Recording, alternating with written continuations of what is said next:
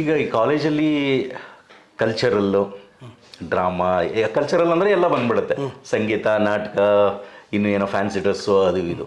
ಅದಲ್ಲದೆ ಈ ಎಜುಕೇಷನ್ ಲೆವೆಲ್ಗೆ ಬಂದಾಗ ಅದಕ್ಕೆ ಹೇಗೆ ಅವರನ್ನೆಲ್ಲ ಹುರಿದುಂಬಿಸ್ತೀರಿ?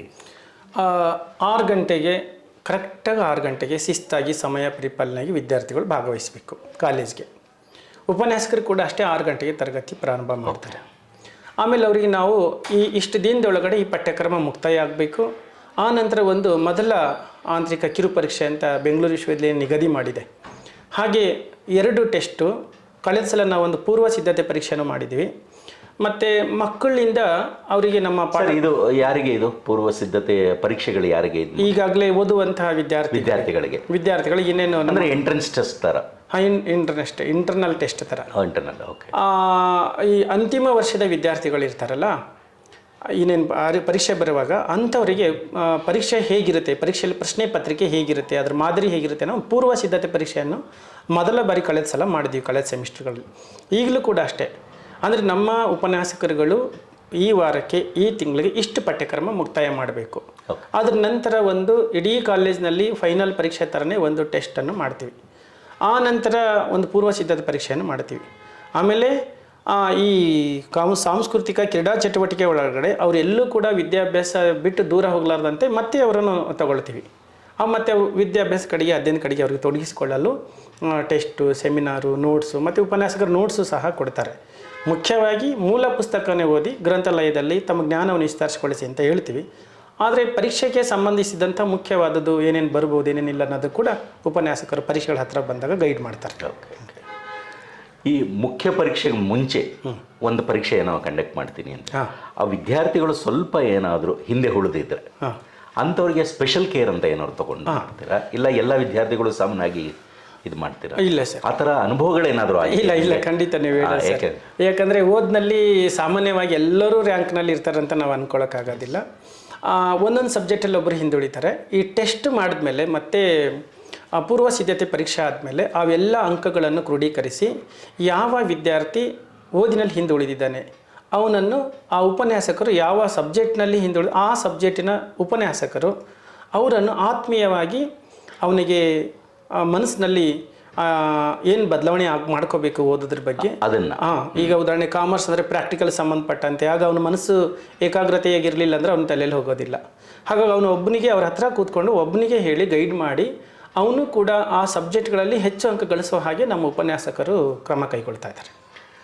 ತಮ್ಮ ಅಭಿಪ್ರಾಯದ ಪ್ರಕಾರ ಈಗ ಎಲ್ಲರೂ ಒಳ್ಳೊಳ್ಳೆ ಹುದ್ದೆಗೆ ಹೋಗಲೇಬೇಕು ಅಂತ ಏನಿಲ್ಲ, ಕೆಲವು ಸರಿ ಹಣೆ ಬರಹ ಅಂತನೂ ಅಂತ. ಹೌದು.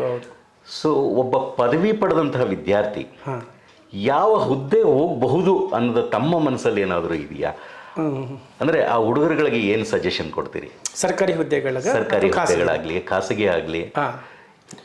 ಅಂದರೆ ನಾನು ಕೇಳೋದು ಏನಕ್ಕೆ ಅಂತಂದರೆ, ಈಗ ಒಬ್ಬ ಮನಸ್ಸಿನಲ್ಲಿ ನಾನು IAS ಆಫೀಸರ್ ಆಗಬೇಕು ಅಂತ ಇರುತ್ತೆ, ನನ್ನ ಎಜುಕೇಷನ್ ಮುಗಿಯುತ್ತೆ, ನನಗೆ ಆ ಸಾಮರ್ಥ್ಯ ಇರೋಲ್ಲ. ಅದನ್ನು ಬಿಟ್ಟಾಗ ಮತ್ತಿನ್ಯಾವುದಕ್ಕೆ ಹೋಗ್ಬೋದು?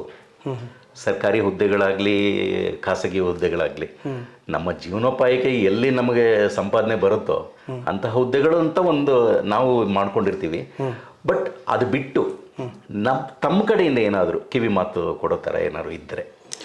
ನಮ್ಮಲ್ಲಿ ಎಲ್ಲರೂ IAS KS ಅಂತ ಎಲ್ಲರೂ ಆಗೋಕ್ಕಾಗಲ್ಲ.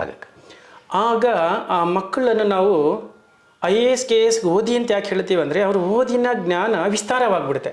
ಜ್ಞಾನ ಹೆಚ್ಚಿಗಾದಮೇಲೆ ಅದ್ರ ಕೆಳಗಡೆ ಇರುವಂಥ ನಮ್ಮ ಕರ್ನಾಟಕದ B ಮತ್ತು C ಗ್ರೂಪ್ ನೌಕರಿಗಳಾಗಲಿ ಅಥವಾ ಕೇಂದ್ರ ಸರ್ಕಾರದ B ಮತ್ತು C ಗ್ರೂಪ್ ನೌಕರಿಗಳಾಗಲಿ ಈಸಿಯಾಗಿ ಅವ್ರಿಗೆ ಪಡ್ಕೊಳ್ಳೋಕ್ಕೆ ಅನುಕೂಲ ಆಗುತ್ತೆ. ಯಾಕಂದರೆ ದೊಡ್ಡ ವಿಸ್ತಾರವಾದ ಜ್ಞಾನ ಪಡ್ಕೊಂಡ.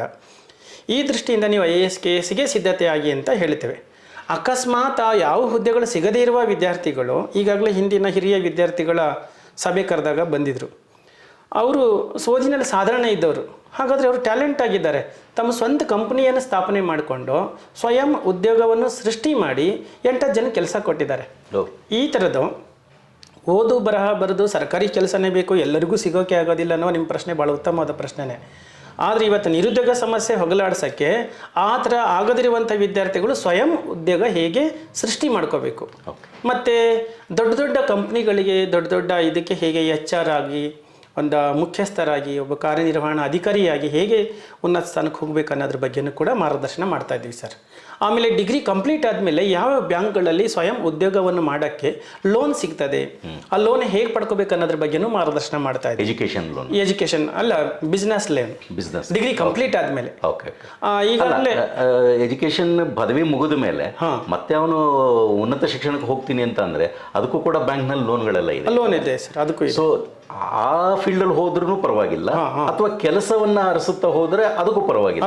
ಎರಡಕ್ಕೂ ಬ್ಯಾಂಕ್ ಲೋನ್ ಸಿಗೋದು ಅಥವಾ ಇನ್ಯಾವ ಮಾರ್ಗದಲ್ಲಿ ಸಿಗುತ್ತೆ ಅದೆಲ್ಲ ತಾವು ನೀಡ್ತಾ ಇದ್ದೀರಿ. ಸಣ್ಣ ಮತ್ತೆ ಬೃಹತ್ ಕೈಗಾರಿಕೆ ಇಂಥ ಉದ್ಯಮಗಳಿದಾವಲ್ಲ ನಮ್ಮ ಸರ್ಕಾರದ ಇಲಾಖೆಯಲ್ಲಿ, ಅಲ್ಲಿ ಹೇಗೆ ಲೋನ್ ಪಡ್ಕೊಂಡು ತನ್ನ ಸ್ವಂತ ಬಿಸ್ನೆಸ್ಸನ್ನು ಶುರು ಮಾಡ್ಬೋದು ಅನ್ನೋದ್ರ ಬಗ್ಗೆ special final year BA BCom ವಿದ್ಯಾರ್ಥಿಗಳಿಗೆ ಈ ಕುರಿತು ಗೈಡ್ಲೈನ್ಸ್ ಮಾಡ್ತೀವಿ.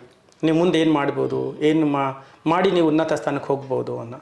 ಬಟ್ ಒಬ್ಬ ಸಣ್ಣ ಬಡತನ ಕುಟುಂಬದಲ್ಲಿರುವ ಒಬ್ಬ ವಿದ್ಯಾರ್ಥಿ ಒಬ್ಬ ದೊಡ್ಡ ವ್ಯಕ್ತಿ ಆಗೋಕ್ಕೆ ಏನೆಲ್ಲ ಬೇಕು ಅವನಲ್ಲಿರುವ ಸಾಮರ್ಥ್ಯಕ್ಕೆ ತಕ್ಕಂತೆ ಅದನ್ನೆಲ್ಲನೂ ನಾವಿಲ್ಲಿ ಸಾಧ್ಯವಾದಷ್ಟು 100ಕ್ಕೆ 100% ಅಂತ ಹೇಳೋಕ್ಕಾಗಲ್ಲ, 100ಕ್ಕೆ ಒಂದು 80% ಆದರೂ ನಾವು ಮಾರ್ಗದರ್ಶನ ಮಾಡಿ ಅವರನ್ನು ಪರಿಪೂರ್ಣ ವಿದ್ಯಾರ್ಥಿಯಾಗಿ ಹೊರಕಳಿಸಲು ಶ್ರಮಿಸ್ತಾ ಇದ್ದೇವೆ.